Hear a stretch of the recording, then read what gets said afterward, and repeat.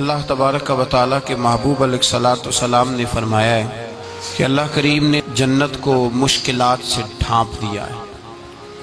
جو مشکل کام ہیں وہ آدمی کو جنت میں لے کے جائیں گے، اور جہنم کو اللہ تعالیٰ نے خواہشات سے ڈھانپ دیا ہے، جن چیزوں میں نفس کو لذت حاصل ہوتی ہے، اور انسان کی خواہشات تکمیل پذیر ہوتی ہیں، وہ دوزخیوں کے کام ہیں۔ بخاری مسلم میں لفظ ہیں حجبت النار بالشہوات وحجبت الجنت بالمکارہ، او کما قال صلی اللہ علیہ وسلم۔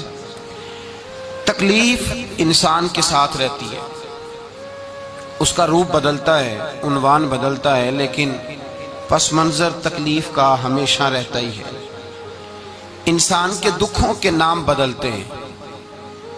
کبھی دکھ یہ ہوتا ہے کہ اولاد کوئی نہیں، اور ہونے کے بعد کبھی کبھی یہ دکھ بھی آ جاتا ہے کہ یہ تندرست کیوں نہیں، اور اگر اللہ تعالیٰ صحت دے دے تو پھر کبھی کبھی یہ پریشانی لاحق ہو جاتی ہے کہ یہ تعلیم کیوں نہیں حاصل کر پا رہی، اور اگر وہ سارا کچھ بن سور کے زندگی کامیاب گزارے، لیکن اپنی شادی کے بعد، اپنی دولت کے بعد، اپنی نوکری کے بعد اگر پلٹ کر باپ کی طرف نہ دیکھے اور رات کو واپس آئے ڈیوٹی سے تو ماں کے کمرے کے آگے سے چپکے سے گزر جائے، وہ جو تکلیف ہوتی ہے وہ سارے دکھوں سے زیادہ سخت ہوتی ہے۔ باغ تیرے دی کر کر راکھی میں ساری عمر گزاری، تو جدوں میں باغ پکن تے آیا تے لے گئے ہور بپاری، پھر اور تکلیف ہوتی ہے۔ دکھ کا رنگ بدلتا ہے، لیکن دکھ آدمی کے ساتھ رہتے ہیں۔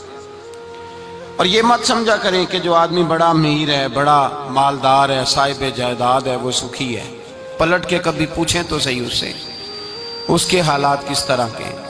تکلیف انسان کے ساتھ رہتی ہے۔ غریب شہر تو فاقوں سے مر گیا، لیکن امیر شہر نے ہیرے سے خودکشی کر لی۔ یہاں امیر غریب ہر آدمی تکلیف میں، لیکن اہل ایمان کو جو رب تعالیٰ نے حکم ارشاد فرمایا وہ بڑا پیارا ہے، اور بڑا میٹھا ہے، اور بڑا سمجھنے والا ہے۔ اللہ تبارک و تعالیٰ نے مشکلات ہر آدمی کے ساتھ، لیکن ایماندار کو، رسول اللہ صلی اللہ علیہ وسلم کے غلام کو، نبی پاک کے کلمہ پڑھنے والے کو جو رنگ عطا کیا ہے وہ بڑا منفرد ہے۔ فرمایا فَإِنَّ مَعَ الْعُسْرِ يُسْرًا، بے شک میں نے ہر مشکل کے ساتھ آسانی رکھی ہوئی ہے۔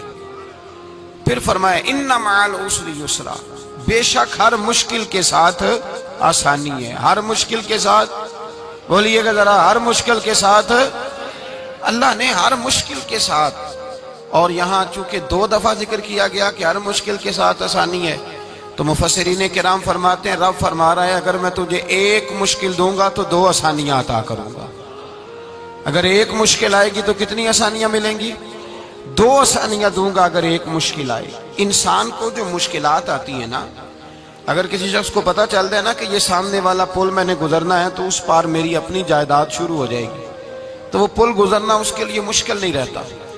اگر کسی کو پتہ چل جائے کہ بس یہ 2 سڑکیں ہیں میں نے عبور کرنی ہے، پھر میرے لیے سفر آسان ہو جائے، تو وہ جھٹ پٹ گزر جاتا ہے، نہ دھوپ دیکھتا ہے، نہ تھکاوٹ دیکھتا ہے، نہ رش دیکھتا ہے، نہ گاڑیوں کی ریل پیل دیکھتا ہے، گزر جاتا ہے۔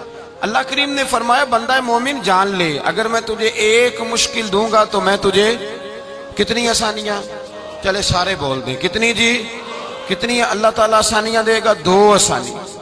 ہم لوگ اچھا جب ہمارا ذہن بن جاتا ہے نا کمزوری کا، ہمارا جب مزاج بن جاتا ہے مایوسی کا، پھر معاملہ ذرا ہمارے لیے گمبھیر ہو جاتا ہے۔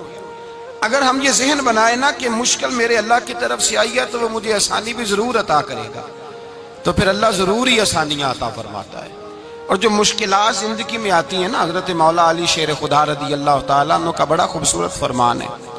حضرت علی فرماتے ہیں جب تجھے مشکل آتی ہے تو وہ تجھے رب کا پتہ بتانے آتی ہے، وہ تجھے اللہ کا پتہ بتاتی ہے، اس لیے کہ جب تو سارے اسباب کر لیتا ہے، جو ضرورت ہوتی ہے پوری کرتا ہے، تندرست ہو کے وہ کام کرتا ہے، پھر بھی کام نہیں ہوتا، تو اس کا مطلب ہے کرنے والا تو نہیں، کرنے والا کوئی اور ہے جو کام کرنے والا، کوئی اور ہے۔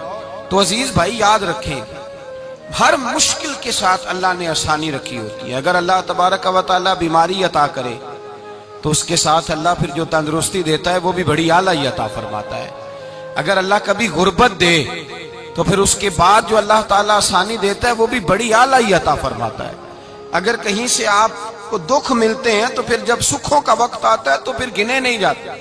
یاد رکھیں، مشکلات کے پہلو میں آسانیاں ہوتی ہیں، اور جس آدمی کو مشکل آتی نہیں، میرے نبی کریم سید عالم صلی اللہ علیہ وسلم نے فرمایا مومن کو جو مشکل بھی آتی ہے اللہ اس کی برکت سے اس کے گناہوں کو معاف فرما دیتا ہے۔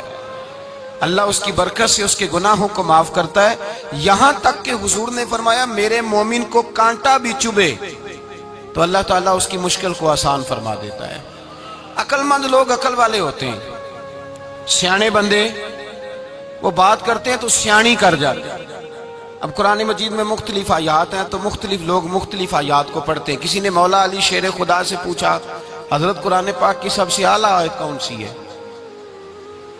سب سے قرآن مجید میں ہر لفظ ہی اعلیٰ ہے، ہر حرف ہی، ہر لفظ ہی، کیا بات ہے، ذالک الکتاب لا ریب فیہ، ہر بات اعلیٰ۔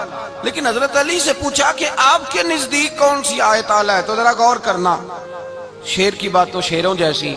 مولا علی فرمانے لگے قرآن مجید میں اللہ فرماتا ہے وَمَا أَصَابَكُم مِّن مُّصِيبَةٍ فَبِمَا كَسَبَتْ أَيْدِيكُمْ، فرمایا تمہیں دنیا میں جو بھی مصیبت آتی ہے تمہارے ہاتھوں کے کرتوتوں کی وجہ سے آتی ہے، وَيَعْفُو عَن كَثِيرٍ، بہت ساری تو میں معاف کر دیتا ہوں۔ تو حضرت علی کہنے لگے یہ سب سے اعلیٰ آیت ہے میری نظر میں۔ لوگ کہنے لگے حضور ہم تو سمجھے تھے کہ شفاعت والی آیت کو آپ اعلیٰ کہیں گے، یا جو اللہ کہتا ہے لا تقنطوا من رحمت اللہ اس کو آپ اعلیٰ کہیں گے، تو آپ اس آیت کو اعلیٰ کہہ رہے ہیں کہ تمہیں جو تکلیف آتی ہے تمہاری اپنے ہاتھ کی کمائی کے سبب سے آتی ہے، اس کو آپ اعلیٰ کہہ رہے ہیں۔ تو حضرت علی رضی اللہ تعالیٰ عنہ فرمانے لگے میرے بھائیو ذرا غور کر کے اس آیت کو پڑھو۔ رب فرماتے ہیں تم جو غلط حرکت کرتے ہو اس کی سزا دنیا میں تمہیں کسی مشکل میں ڈال دیتا ہوں اور بہت ساری ویسے ہی معاف کر دیتا ہوں۔ فرمایا رب کہہ رہا ہے میں تمہیں دنیا میں مشکل میں ڈال کے معاف کرتا ہوں۔ آپ فرمانے لگے میرا رب ایک جرم کی سزا 2 دفعہ نہیں دے گا، جسے دنیا میں سزا دے گا پھر قیامت میں بے حساب ہی معافی عطا فرمائے گا۔ پھر قیامت کے دن اللہ اسے دوبارہ سزا، یہ اس کے قانون رحمت کے خلاف ہے، یہ غور سے بات سنیں، یہ اس کے قانون رحمت کے خلاف ہے کہ اللہ تبارک و تعالیٰ 2 دفعہ سزا دے۔ تو اگر اس نے دنیا میں سزا دے لی تو اس کا مطلب ہے قیامت میں دوبارہ سزا، تو یہ سب سے اعلیٰ ہے۔ مصطفیٰ کریم علیہ السلام نے فرمایا مومن کو کانٹا بھی چبھتا ہے نا، کانٹا بھی۔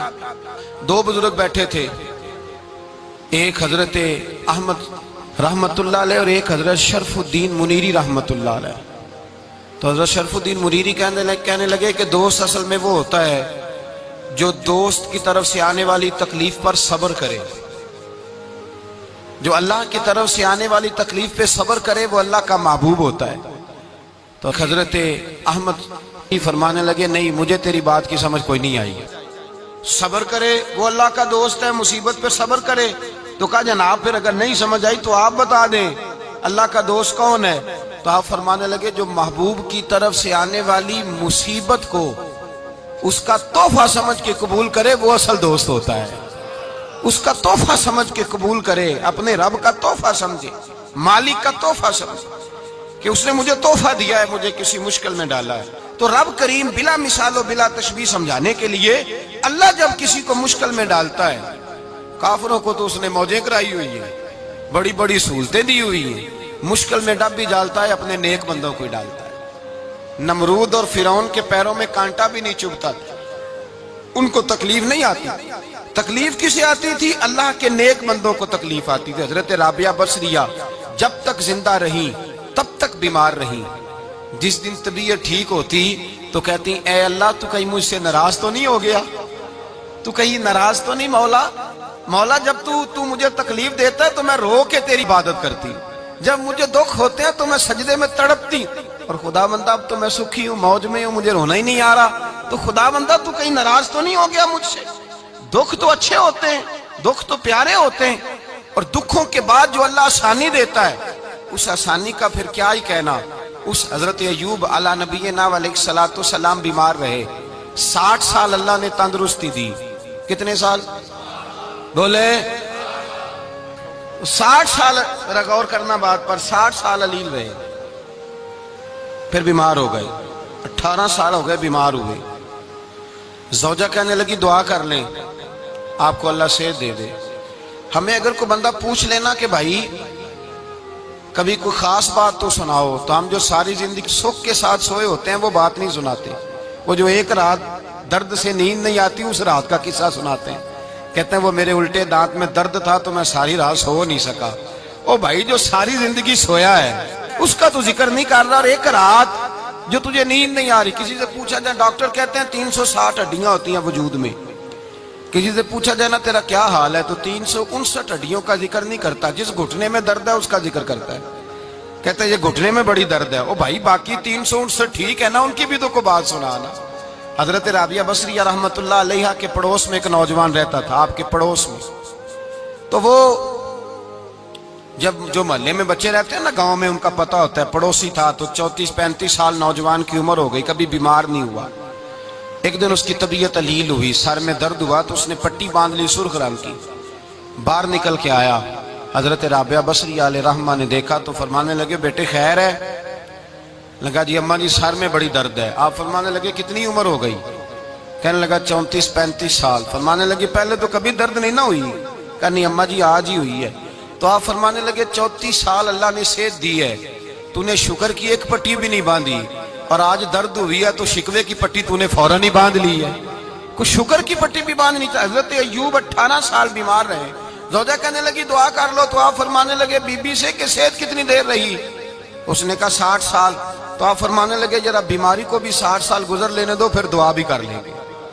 یہ دعا کی، اللہ یہ لفظ کہے اللہ نے صحت دے دی، تندرستی آ گئی۔ ایک دن گھر میں بیٹھے بیٹھے زوجہ کہنے لگی کہ ایوب یہ بتاؤ دکھ اچھے کے سکھ؟ آپ فرمانے لگے سارے دن ہی اللہ کے ہیں پر دکھ بڑے اچھے تھے، مجھ سے پوچھو تو دکھ بڑے اچھے تھے۔ کہا کس طرح؟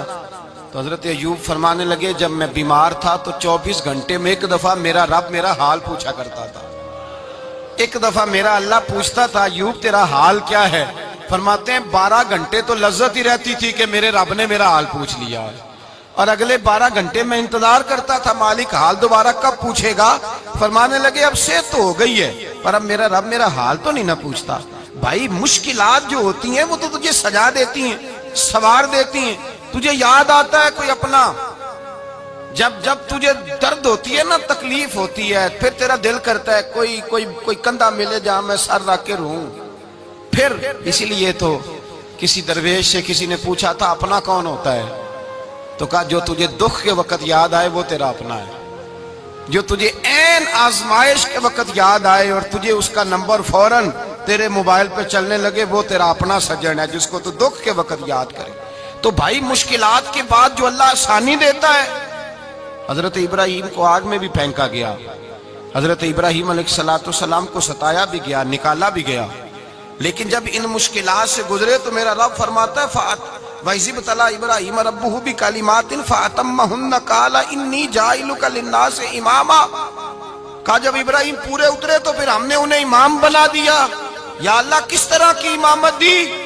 فرمایا میں نے اتنی اعلیٰ شان عطا کی ہے کہ اپنے لاڈلے رسول کو جناب ابراہیم کی نسل میں پیدا فرما دیا ہے، میں نے مصطفیٰ کو ان کی نسل میں پیدا کر دیا، قیامت تک کے لیے ان کا وقار بڑھا دیا۔ اللہم صلی علی محمد وعلی آل محمد کما صلیت علی ابراہیم وعلی آل ابراہیم، ان کی عظمت بڑھا دی، اس لیے کہ جب وہ آزمائش سے گزر کر کے آئے پھر جو آسانی دی۔ میرے نبی پاک صلی اللہ علیہ وسلم نے دین ابراہیمی کی بہت ساری چیزوں کو رکھا، کہا میں ملت ابراہیمی پہ ہوں۔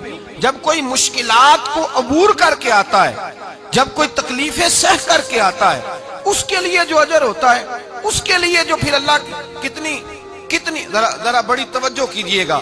لوگ سمجھتے ہیں فلاں آدمی مشکل میں ہے تو شاید مشکل میں ہی رہے گا، فلاں آزمائش میں ہے تو شاید میرا اللہ فرماتا ہے ایک مشکل دے کے میں 2 آسانیاں بھی دوں گا۔ تم مشکل دیکھ رہے ہو، مشکل نہ دیکھو، وہ جو اس کو بعد میں آسانی آنے والی ہے، اور ڈبل جو میں اس پر نعمت کرنے والا ہوں اس کو دیکھو۔ حضرت یوسف کو بھائیوں نے کنویں میں ڈال دیا تھا، اور جب کنویں سے نکلے تو مصر کے بازاروں میں بکے، اور پھر زلیخا نے الزام لگایا تو حالات بگڑ گئے، حضرت یوسف کو جیل جانا پڑا۔ کتنی کٹھن زندگی تھی، لیکن میرے مالک کو کچھ اور ہی منظور تھا۔ کنویں میں گرنے والے، بازار میں بکنے والے، جیل میں جانے والے، الزام لینے والے جناب یوسف کو رب کریم نے اسی مصر کا بادشاہ بنا دیا۔ اللہ پاک نے اسی مصر کا حکمران بنا دیا۔ یاری تیری سونا پر ازمائشاں تیریاں اگ، اے سونا پرکھیا جاوندا ہی پہلو نال اگاں دے لگ۔ اس کے لیے تھوڑا سا جتن کرنا پڑتا، تھوڑے کٹھن حالات سے گزرنا پڑتا، تھوڑی آزمائشوں کا روپ دیکھنا پڑتا۔ ہم چاہتے ہیں کہ ہمیں چھیڑے کوئی نہ کوئی تکلیف نہ آئے، کوئی آزمائش، یہ ہو نہیں سکتا میرے بھائی۔ نامی کوئی بغیر مشقت نہیں ہوا، 100 بار جب عقیق کٹا تب جا کر نگی ہوا۔ ہم چاہتے ہیں کہ ہمیں کچھ بھی دقت نہ آئے، مشکلات نہ آئے، اور مشکلات تو انسان کو سنوارتی ہیں بھائی، وہ تو نکھارتی ہیں۔ کبھی پوچھا کرو جا کر کے کسی گندم کے دانے سے کہ تو کہاں کہاں سے ہو کے آیا ہے، کہاں کہاں سے نکل کے آیا ہے، تو وہ بتلائے گا کہ بڑے مشکل مراحل سے گزرا ہوں، اور پھر اللہ نے مجھے طاقت دی ہے کہ میں انسان کے وجود کا حصہ بناؤں۔